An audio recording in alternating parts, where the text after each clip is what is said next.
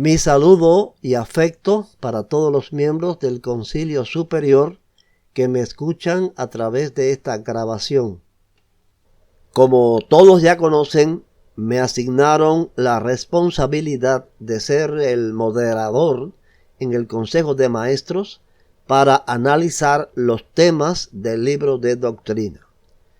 En este trabajo estoy tratando de llevar a los profesores a debates que nos permitan crear una confesión de fe y una doctrina que resista lo más posible en el tiempo, porque me parece debiéramos evitar crear conceptos los cuales sean nada más que aplicables a nuestro tiempo, o sea, a lo que estamos nosotros viviendo en este momento y en el corto espacio de nuestra vida. Porque si lo hacemos de esta última manera, nos va a pasar quizás que la próxima generación, o la que venga después de esa próxima generación, de aquí a 1 o 2 siglos, va a tener que hacer rectificaciones a esto que estamos haciendo ahora.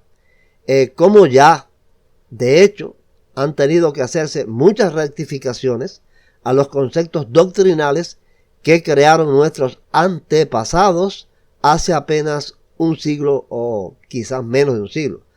Entonces he tenido esa preocupación en mi trabajo como moderador, de lograr llevar los debates a posiciones amplias, visionarias de futuro, para evitar esto que les digo.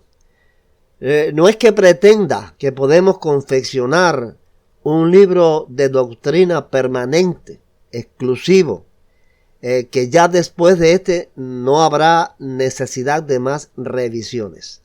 La idea no es esa, sino confeccionar una profesión de fe y un libro de doctrina, los cuales puedan permanecer en el tiempo a largo plazo.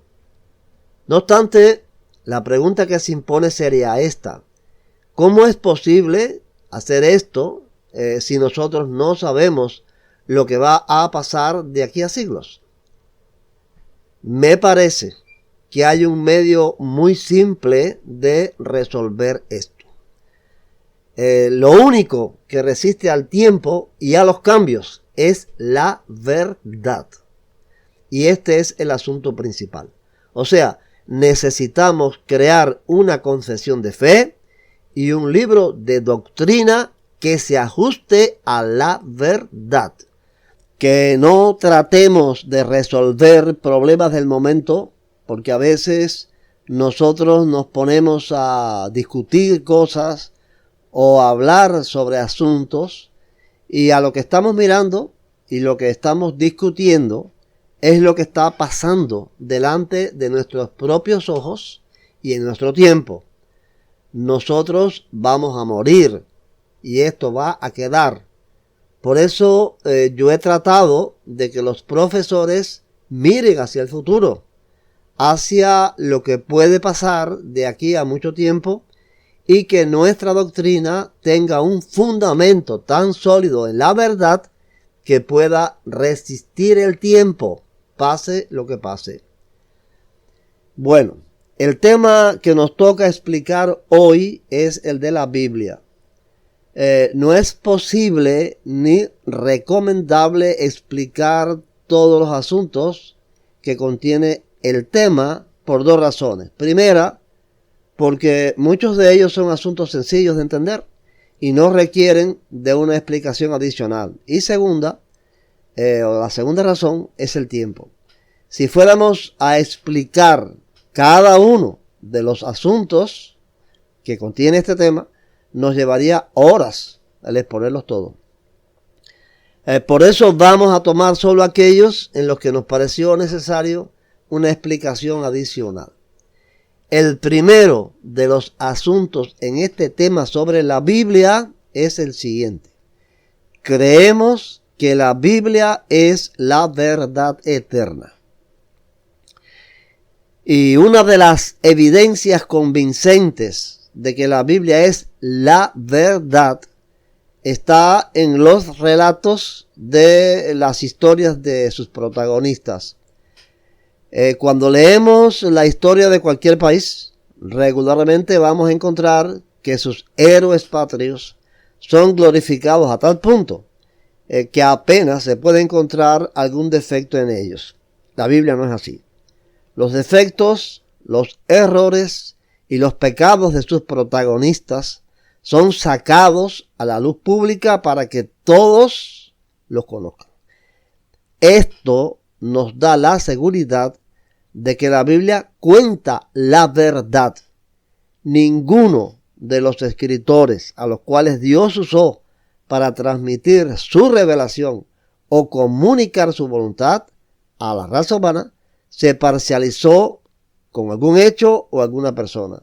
Ellos simplemente narraron lo sucedido con veracidad e imparcialidad. Otro asunto digno de una mención aparte es el de la autoridad de la Biblia. El mismo dice así: la Biblia es la autoridad decisiva en el ámbito de la fe cristiana y su práctica. Desde los 12 años yo conocí el Evangelio y lo traje a mi casa. O sea, traje los comentarios, las instrucciones, la Biblia, los estudios. Mi madre, que no lo conocía, o sea, no conocía el Evangelio y nunca perteneció a alguna iglesia, me preguntaba esto: hijo, ¿por qué si hay una sola Biblia hay tantas iglesias? Desgraciadamente, esto ha ocurrido porque las teologías y las doctrinas se han colocado en primer plano antes que la Biblia. Lo que han hecho y hacen teólogos y teorizantes cristianos desde el siglo II después de Cristo y hasta ahora es crear conceptos y usar a la Biblia para defenderlos. Nunca han puesto a la Biblia en primer plano para estudiarla y extraer de ella la teología y la doctrina. No es lo mismo, he dicho varias veces, no es lo mismo usar la Biblia que estudiar la Biblia. Por eso es muy importante que aparezca este asunto en nuestro libro de doctrina.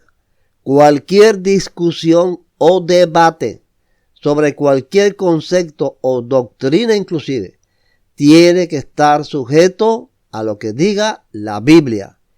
Ella es la autoridad decisiva en el ámbito de la fe cristiana y su práctica. El tercer asunto que me pareció merece una explicación particular más detallada es el de la inspiración. Bueno, en cuanto a esta cuestión de la inspiración divina de la Biblia, es necesario decir que no es un asunto sencillo. En esto de la inspiración es forzoso establecer ante todo una diferencia. Una cosa es la inspiración divina de las Sagradas Escrituras, lo cual es algo indiscutible por cuanto ella misma lo afirma.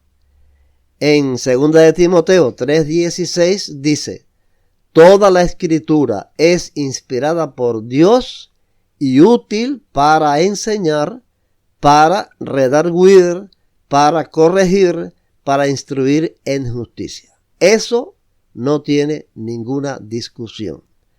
Pero otra cosa muy distinta es el concepto de inspiración.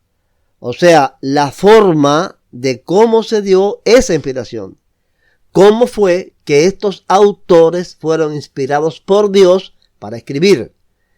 Ya esa explicación en la Biblia no la vamos a encontrar.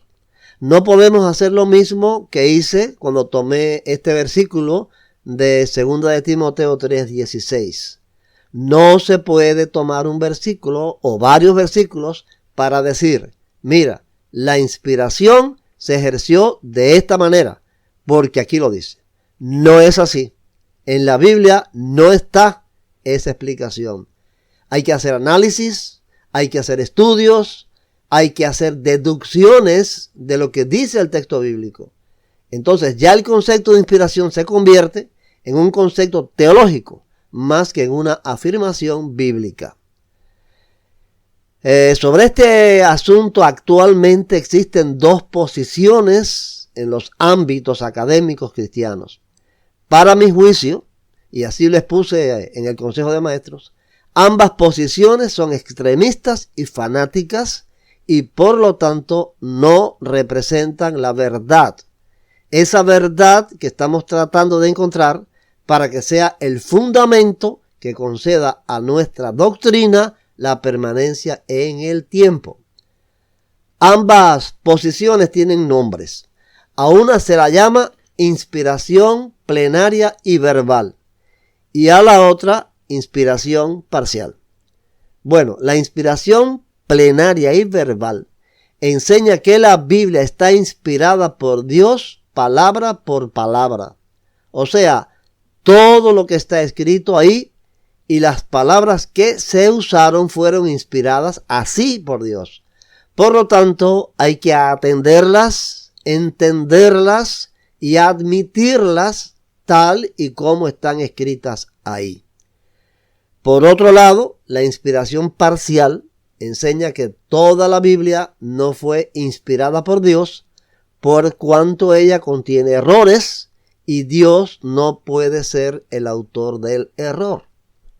Ahora bien, ambos conceptos, el de la inspiración plenaria y verbal y la inspiración parcial, son el resultado de un largo camino de confrontación que nació con la Reforma Protestante. Los reformadores levantaron una bandera de batalla contra lo que en aquel tiempo se conocía como los estados pontificios y hoy se conoce como el Estado del Vaticano, y el Papa, que en la historia se ha registrado de esta manera resumida. Solo Cristo, solo la Escritura, me refiero a la bandera de los reformadores. Solo Cristo, solo la Escritura, solo la fe, solo la gracia, solo a Dios la gloria. Así, el tema de la Biblia como única y exclusiva revelación divina se colocó en el fundamento cardinal de la fe evangélica, pero siempre marcada por el contexto de una confrontación. Ahora bien, el descrédito y el perjuicio que ocasionó la Reforma Protestante para la religión cristiana institucional y oficial única, que en ese tiempo era la Iglesia Católica, siguió creciendo en un mundo cada vez más inconforme con las mentiras y los abusos del clero y las monarquías.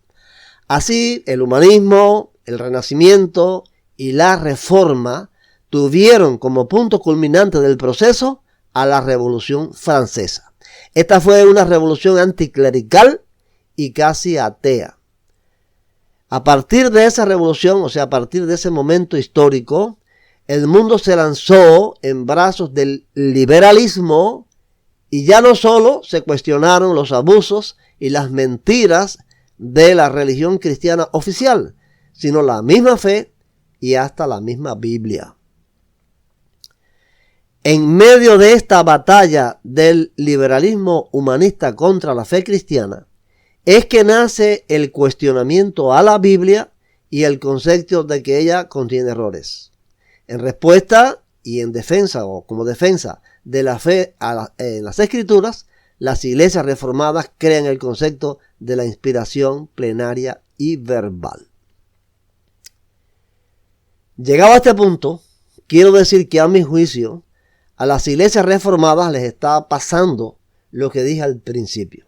Están mirando a lo que está ocurriendo a su alrededor en este momento nada más, pero no están sacando la cuenta de lo que va a pasar de aquí a 3 o 4 siglos, porque es un hecho indiscutible, probado, que la Biblia en su estado actual sí contiene errores y contradicciones. Y en esos errores y contradicciones se basan los autores de la inspiración parcial para desacreditar a las Sagradas Escrituras. El problema serio que tenemos para confrontar esta mentira de la inspiración parcial de la Biblia es que la teoría de la inspiración verbal y plenaria tampoco es la verdad, también es una mentira. Si admitiéramos esta última, estaríamos confrontando una mentira con otra mentira. Vuelvo al tema de que según la teoría de la inspiración verbal y plenaria, cada una de las palabras escritas en las copias de los textos manuscritos fueron inspiradas a sí mismo por Dios, con puntos y comas. Afirman que en esos textos no hay errores ni contradicciones. De ahí parte el concepto de que la Biblia es infalible e inerrante en los textos originales. Pero cuidado, porque en esta teoría se encierra un fraude, una mentira. Cuando se trata de los manuscritos del Nuevo Testamento, ellos admiten esa infalibilidad e inerrancia solo como aparecen las palabras en el texto bizantino. Ellos rechazan y consideran corrupto el texto alejandrino. Es menester aclarar que los manuscritos del texto alejandrino son más antiguos. Corresponden del siglo II al siglo IX y que los textos bizantinos corresponden del siglo X al siglo XVI. Pero ellos, los reformados, califican de corruptos a los alejandrinos por su origen en Alejandría y porque hay muchas diferencias entre ese texto y el bizantino. Ahora bien, ¿por qué en lugar de tratar de conciliar mediante un estudio minucioso ambos grupos de manuscritos y despejar las diferencias entre unos y otros, esgrimen la teoría de que los manuscritos alejandrinos son corruptos? Sencillamente porque las traducciones principales e históricas de la Biblia, como es la King James, la Reina Valera y otras, fueron traducidas del texto bizantino, porque el texto alejandrino no se conocía en la época en que se hicieron estas traducciones. La arqueología fue descubriendo estos manuscritos en los siglos posteriores. Como los reformados son extremistas hasta el fanatismo en esto de la inspiración plenaria y verbal, no les conviene admitir a los manuscritos alejandrinos porque establecen diferencias y descubren errores y contradicciones cuando se comparan ambos grupos de manuscritos, por lo cual tendrían que hacer cambios sustanciales en las traducciones históricas de la Biblia de las que hablé un poco antes. Por eso los rechazan y los califican de corruptos, a pesar de que son los más antiguos.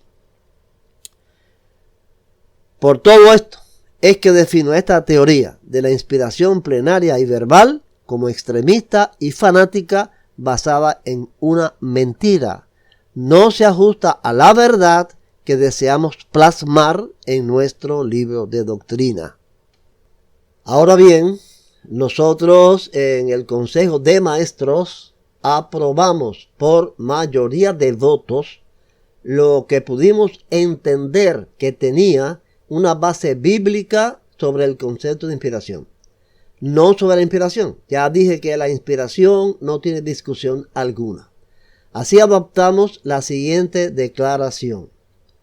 Aunque la Biblia fue escrita por hombres, estos lo hicieron completamente inspirados por el Espíritu Santo. Por lo tanto, las Sagradas Escrituras son inspiradas por Dios, infalibles e inerrantes en cuanto a la fe y la conducta cristiana. Creemos que todas las Sagradas Escrituras están libres del error en cuanto a la fe y la conducta cristianas, por una obra de preservación sobrenatural de Dios. Esta preservación divina sobrenatural, la entendemos, fue ejercida sobre la esencia de la verdad del mensaje de Dios revelado a los autores originales, no sobre la forma en que posteriormente fue copiada esa revelación por copistas no inspirados. Rechazamos la doctrina de la inspiración plenaria y verbal, rechazamos los conceptos de la inspiración parcial de las Sagradas Escrituras. Esta declaración de fe nosotros encontramos que tiene un fundamento, si no explícito, sí implícito, en 2 de Timoteo, el capítulo 3, los versículos 14 al 17. Quisiera que al leer yo este texto, ustedes atendieran a todas las veces que se usa la preposición para. Voy a hacer énfasis en ella, porque esa preposición indica el multipropósito de la inspiración de las Sagradas Escrituras. Dice así el texto de 2 de Timoteo 3, 14 al 17.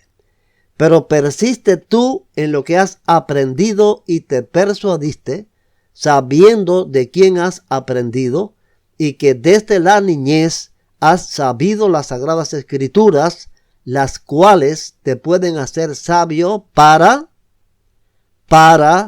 la salvación por la fe que es en Cristo Jesús.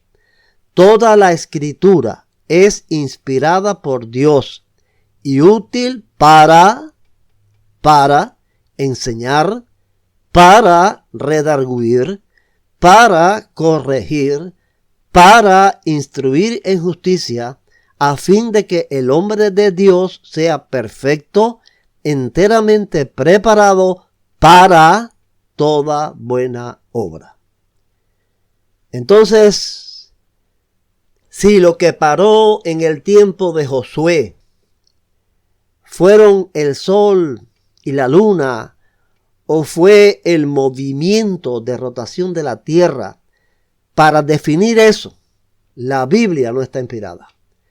Porque la Biblia no es un libro de ciencia. La Biblia está inspirada para esto que le escribe Pablo a Timoteo. Porque la Biblia es la revelación de Dios al hombre para su salvación eterna. Si alguien quiere saber cuál debe ser la conducta correcta en la vida, que vaya a la Biblia. Porque para decirle eso, la Biblia es infalible e inerrante. Si alguien quiere saber lo que debe creer en cuanto a Dios y su voluntad, que vaya a la Biblia. Para eso también ella es infalible e inerrante. ¿Alguien quiere saber lo que debe hacer para ser salvo? Que vaya a la Biblia. Y va a llegar a la vida eterna derechito y sin extraviarse. Porque ese camino ella lo traza de manera infalible e inerrante. Además, en esta misma confesión de fe, nosotros hemos declarado lo siguiente. Comprendemos que no existen los manuscritos de los autores originales, Moisés, Isaías, Pablo y los demás escritores, y que fueron estos los únicos inspirados por Dios para escribir. Los copistas, traductores, editores y demás no estuvieron ni están inspirados por Dios en la realización de su trabajo. La teoría de la inspiración plenaria y verbal contradice frontalmente esta declaración nuestra, por cuanto le da crédito de infalibilidad e inerrancia a las copias no inspiradas de los manuscritos que existen actualmente. Asumiendo ya el argumento conclusivo de este tema, quiero decir lo siguiente. Si nosotros adoptáramos la confesión extremista y fanática, y aún más, inconsistente con la verdad de las iglesias reformadas, ¿qué va a pasar con nuestros pastores de aquí a un siglo o dos, cuando estas discusiones pasen del mundo académico al debate popular? Porque es un hecho que estos asuntos de la inspiración plenaria y verbal o la inspiración parcial son discusiones académicas que se debaten o se tratan ahora a niveles de universidades, de seminarios, de escuelas, pero va a llegar un día en que esto va a pasar al ámbito popular, como tantas otras cosas más. Por ejemplo, la teoría de la evolución durante muchos años fue una controversia académica nada más. Ahora ya esto se enseña en las escuelas públicas desde el nivel primario hasta el nivel superior. Se ha metido la teoría en la mente de nuestros hijos, en nuestros hogares, en nuestras iglesias, en nuestras comunidades, porque todas estas perversas ideas contra Dios, contra la Biblia y contra la verdad, el diablo está haciendo todo lo posible para que todos los habitantes del mundo las conozcan. Así, estas teorías y debates entre la inspiración plenaria y verbal y la inspiración parcial van a llegar a ser también temas a nivel de pueblo. ¿Qué le va a pasar a un pastor de nuestra iglesia cuando uno de los miembros de su congregación venga y le diga: pastor, usted me ha enseñado que la Biblia no tiene errores ni contradicciones en sus textos en lo que ella misma dice, pero mire lo que dice aquí, y le presente una de las tantas contradicciones que hay, y que no tiene que remitirse a la ciencia, sino dentro del mismo texto bíblico, entre los pasajes paralelos, entre los cuales, lo mismo en el Antiguo que en el Nuevo Testamento, hay cantidad de contradicciones en los relatos históricos principalmente. Lo menos que puede pasar es que ese pastor va a tener que enfrentarse al hecho de que está enseñando una doctrina falsa. Pero lo peor que puede pasar es que a ese miembro de la iglesia lo pueden asaltar las dudas sobre lo que cree y confiesa, y corre el peligro de creer en la inspiración parcial de la Biblia. Gracias por la atención de cada uno de ustedes.